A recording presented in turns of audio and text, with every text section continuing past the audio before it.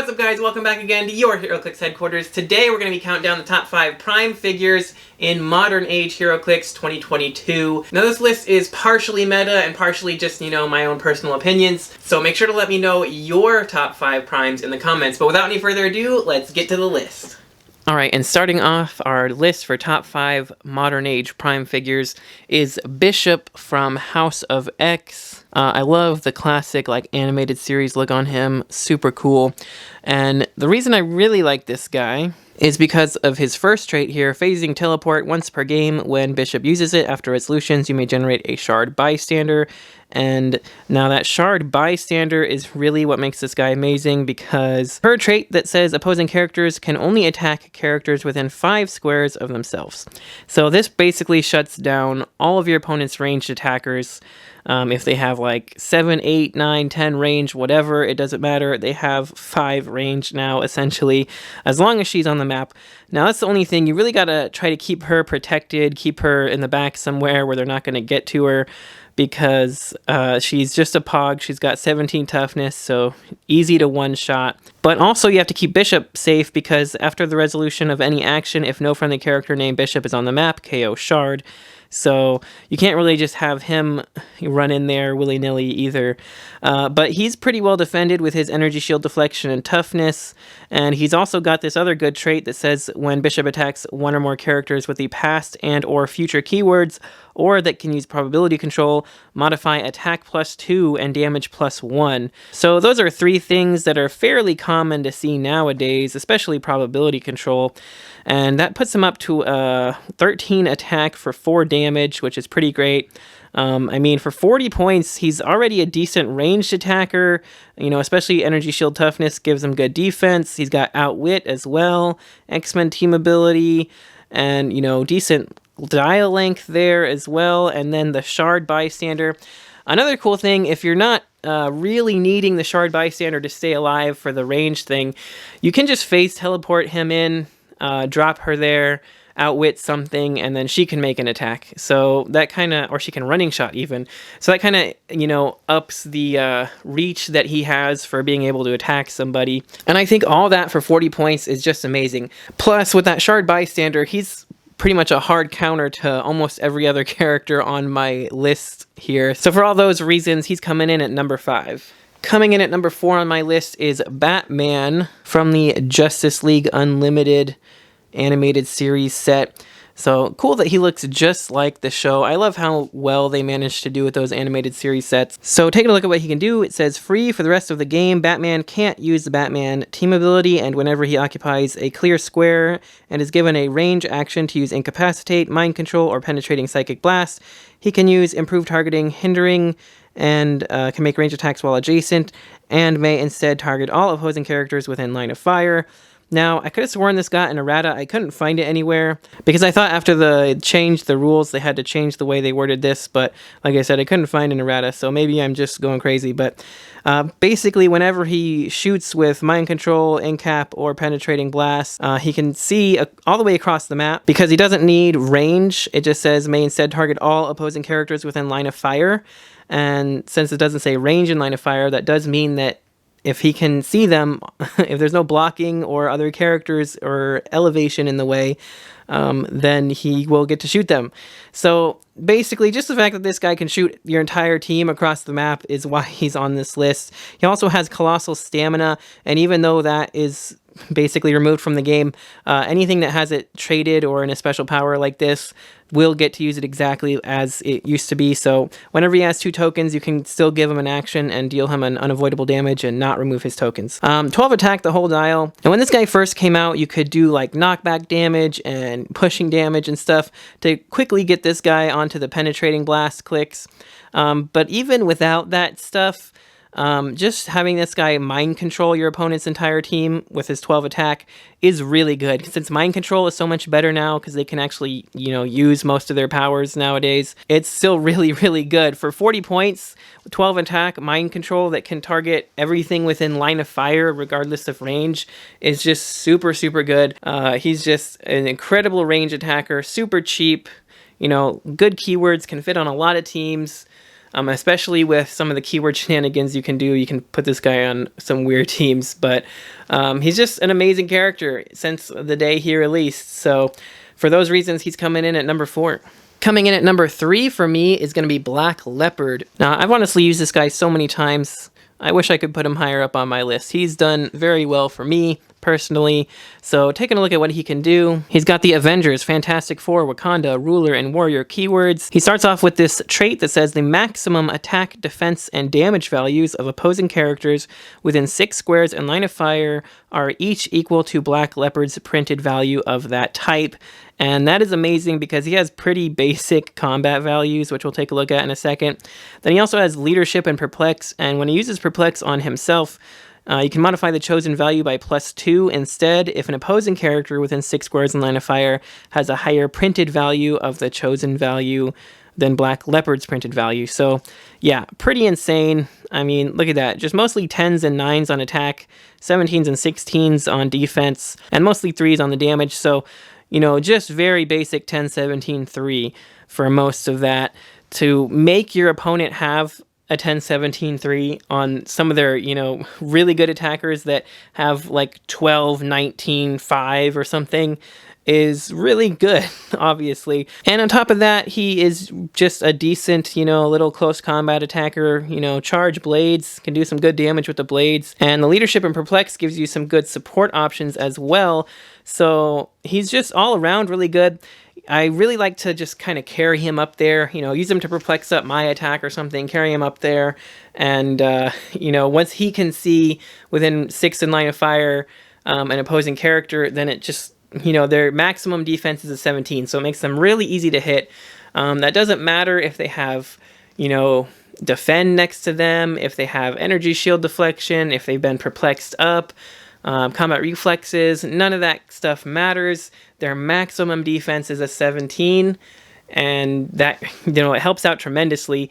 Also on defense, their maximum attack is going to be a 10. And again, it doesn't matter if they have close or range combat expert or perplex or anything like that. Maximum 10. So really his only downside is the fact that he needs range and line of fire. So if your opponent shoots him from like 10 squares away, there's nothing he can do about it. And if your opponent manages to block his line of fire with another character or with some barrier or something like that, then he can't do anything either. So there's ways to play around it, which I think is good because, you know, you really have to think and like plan and play around him to, you know, deal with it. But for all those reasons, I like him a lot. He's done very well for me, and he's coming in at number 3.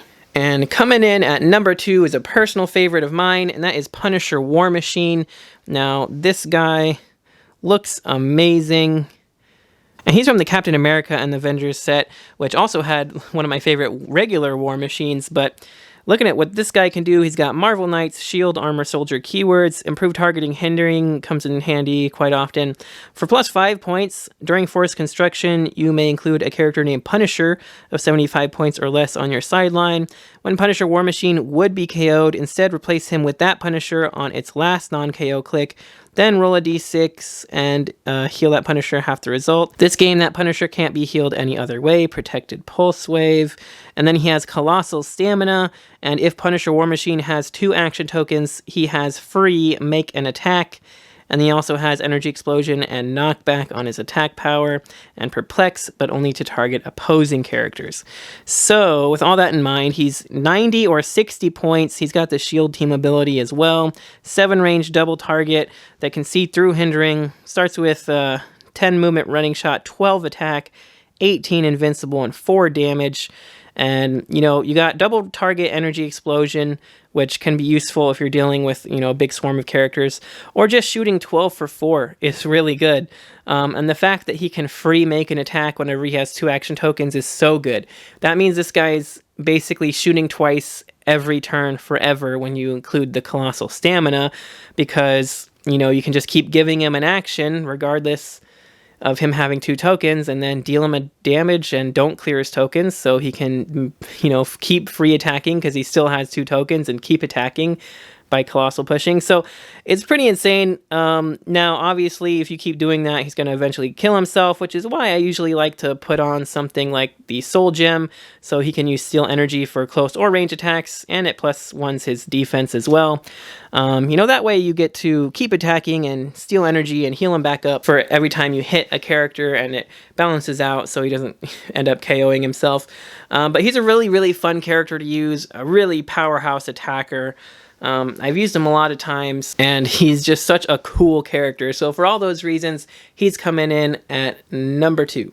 Now, before we get to our number 1 pick, as always, we got a few honorable mentions. So I wanted to give some honorable mentions to some of the newer ones we just got in Empire. As of me recording this, Empire is pretty new. We have War of the Realms right around the corner. So the only reason I'm giving these honorable mentions is just because I haven't really got a chance to play with them yet. And also an honorable mention to the Prime Ultron Pym. I don't have him yet, but he is amazing, and I really want to get him. But Captain Marvel, the reason I like him so much is because when a friendly character within range and line of fire is targeted with an attack, before the attack roll is made, you may place Captain Marvel in a square adjacent to that character, and he becomes the target of the attack instead, even if it would otherwise be an illegal target. So he can, you know, take hits for your more important characters. He's got Energy Explosion and Penetrating Blast, and whenever he hits with a range attack, give each hit character an action token. So, you know, obviously that's a pretty good combo, and Energy Explosion and Penetrating Blast, and giving everybody a token is just icing on the cake, really. 6 range triple target for that attack special is crazy, especially with Running Shot and 12 attack. He's got an 18 defense his whole dial. He's got some leadership and shield team ability to help out your team as well.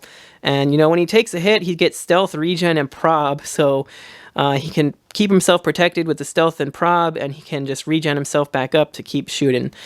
So he's a really good attacker and a really good support piece all in one for only 50 points. I like him a lot.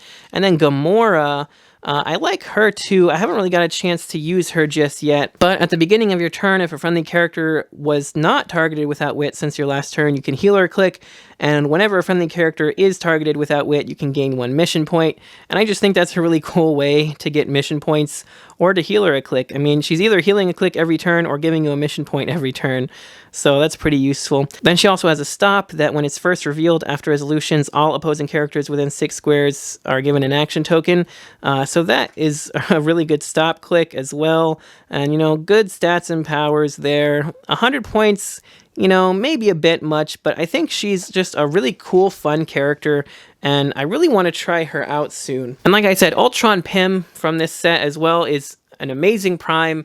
You know, he deals a penetrating damage every time an opposing character on a theme team uses prob. He has a really cool way of collecting the, like, Infinity Stones to get the mission points, and he generates some pretty good Ultron bystanders as well. And he also has really good stats and powers for his point value. Like, he's pretty insane, and I've gone against him at least, and I can say he's a very powerful character. And a couple other primes to give shoutouts to. From Rise and Fall, the Prime Mimic is really fun with all of his, you know, power copying shenanigans. Micron, super rare prime from JLU, is a really good one because you can just, you know, place him next to somebody that moved, and then he can attack and do his cool stuff. Lots of cool stuff with him. And the super rare prime Ghost Rider from Fantastic Four is just awesome. I want it. I don't have that one yet, unfortunately, either, but just such a cool sculpt. I love the fact that it's the prime version of the character is a different sculpt than the regular, which I think is just really cool, and, you know, it'd be cool if they did that a little more often. But there's a lot of other really amazing, great prime figures, even just in Modern Age alone, not to mention the whole game. So that's enough for now. Without any further ado, let's get to my number 1 pick. Alright, and it's prime time for the number 1 prime. It is Emperor Gladiator from Rise and Fall. Unfortunately, I don't own this figure either, but I love everything about him. So starting off, he's got Cosmic Energy team ability. He's a whopping 100 points, 8 range, 14 movement with flight and running shot, 12 attack penetrating blast, 18 impervious, and 4 damage with prob. Cosmic Imperial Guard ruler, Shi'ar, and soldier keywords. Then he has improved targeting, destroys blocking terrain, which is great. Such a good improved targeting to have. Another trait that gives him leadership and mastermind, and when Emperor Gladiator uses leadership and succeeds, you may instead generate a Shi'ar soldier on click number 1.